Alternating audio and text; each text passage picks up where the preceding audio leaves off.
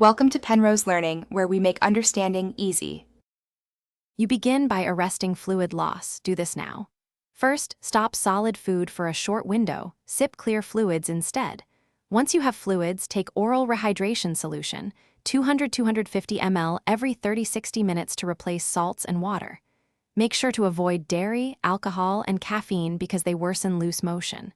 Rest and sit upright. This reduces cramping and further urgency.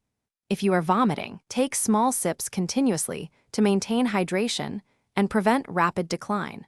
Once hydration is underway, address stool frequency. You can use an antidiarrheal such as loperamide per dosing instructions. Take only if no high fever or bloody stool is present, because that can signal infection needing antibiotics. In children and adults in many settings, zinc 20 mg daily for up to 10-14 days helps recovery. Follow local guidance.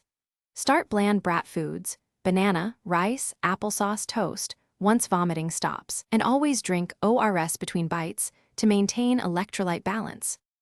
To finish, slowly reintroduce your normal diet over 48-72 hours. Start with small, frequent portions and avoid greasy foods. Monitor urine output and mental state. Decreasing output or drowsiness means worsening dehydration, so seek care. If fever exceeds 38.5 degrees C, you see blood in stool or vomiting persists, get urgent evaluation. Bring any medications and a stool sample if possible. If over-the-counter measures fail, a clinician will decide on tests or antibiotics. Do not continue antidiarrheals when an invasive infection is suspected.